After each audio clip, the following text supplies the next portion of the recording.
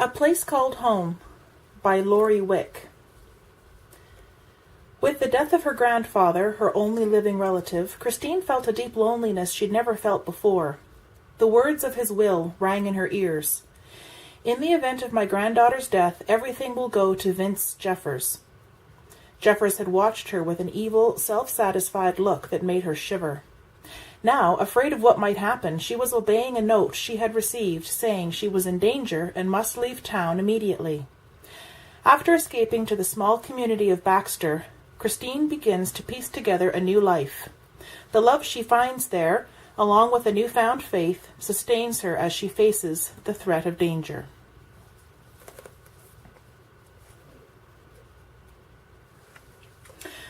Prologue.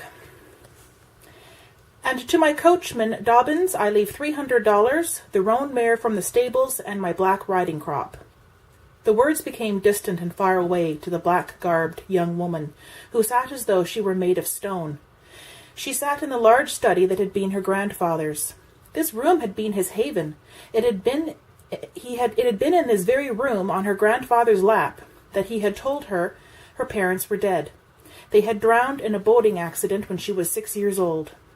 She used to love visiting her grandfather in this room. It was big and masculine, as he had been. Of course, everything about Joshua Bennett had been big. His laughter, his temper, his love for life. She let her eyes wander around the room, whose walls were lined with books. She learned to read and write in this room. Large, comfortable chairs were scattered about, and in the middle of it all was her grandfather's massive desk. The desk, the bookshelves, everything was walnut. The dark wood would have made it gloomy but for the two huge windows that sat behind the desk and overlooked the street. Her eyes went to the windows. It had begun to rain. It was fitting that it should rain on the day of her grandfather's funeral and will reading, since he never liked the rain. But her thoughts were brought abruptly back to the present at the mention of her name. She will receive the house and stables along with the rest of my holdings. In the event of her death, the inheritance will go to my partner, Vince Jeffers. Again, the words of the lawyer faded from her ears. In the event of her death, everything will go to Vince Jeffers.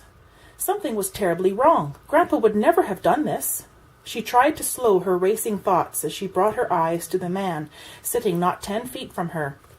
Vince was watching her with a look that made her stomach turn. His too thin face held a self-satisfied smile, making his long nose and dark eyes appear evil. It came to her at that moment that this man might, in fact, want every dime of her grandfather's money. She rose and went to her room on legs barely able to support her. Once in her room, she sank into a chair and sat, looking out at the pouring rain. Again the lawyer's words returned to her, in the event of her death. My death? Grandpa would never write such a thing, since he was hardly leaving a fortune. Her mind went back to her grandfather's study and the man who smiled so cynically at her. Fear welled up within her as she thought of her own death. With her grandfather gone, who would care? She didn't care about the money. All she wanted was her grandfather back. The tears she had held in until now streamed unchecked down her face. She had never felt so alone. Chapter 1.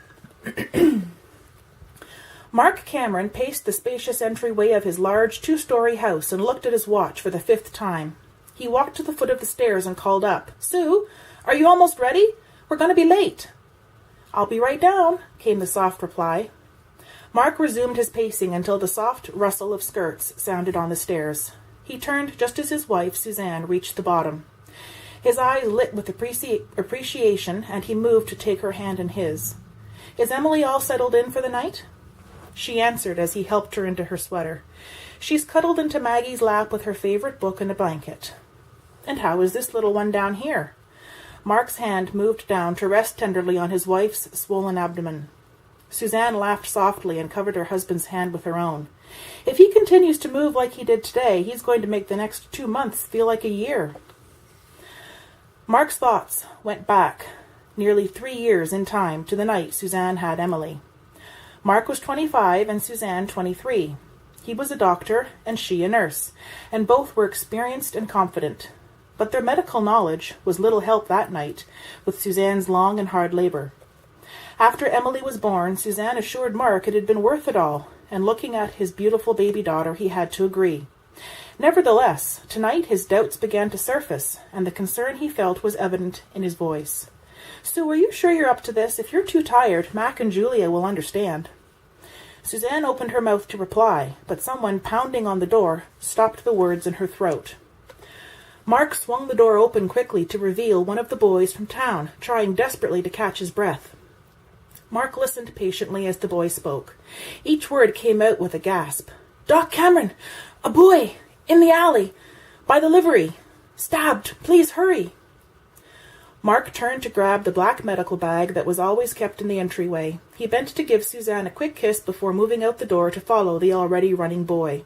He heard his wife call, "I'll pray," as he broke into a run, hoping to cover the 2 blocks before it was too late.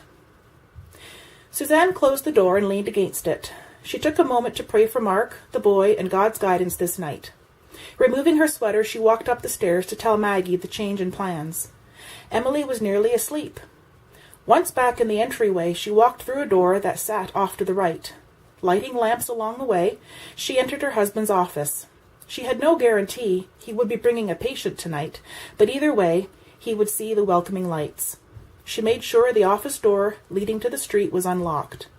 Settling down to wait, she realized she must send word to Julia about supper. Less than 20 minutes had passed when Mark came through the door with a limp bundle in his arms. He spoke quietly as he laid his burden down. "The cut isn't deep, but he's lost quite a lot of blood. We need to get it stitched as quickly as possible." Suzanne picked up a cold, pale hand as her eyes moved over the boy. He was filthy from the top of his floppy hat to the boots on his feet, 3 sizes too large. His large pants and shirt were covered with a huge jacket, and the left shoulder of the shirt and jacket were stained with blood. "I'll get his clothes, Mark, while you wash up." As Mark entered the small equipment room, Maggie came through the entryway door. The 2 women moved silently and in one accord. First came the jacket. Moving the boy as little as possible, they cut the shirt away. Maggie pressed a cloth to the cut as it began to bleed again. The boy seemed to be wearing some kind of tight undershirt that Suzanne cut off. As it fell away, the women stared at each other across the body. Suzanne moved first and reached for the hat. It was pulled on tight and took a bit of tugging to gently break it free. Again, the women exchanged a long glance before Suzanne turned on her heel and walked into the equipment room. Mark had dried his hands and was reaching for the tray, holding all he needed to stitch the cut. Suzanne stopped in front of him. "Is the boy ready for me?" He was met with silence. Alarmed that something had happened, he moved a step around her, but Suzanne caught his hand. He raised his eyebrows in surprise as Suzanne replied, "Mark, your patient is not a boy. It's a young woman."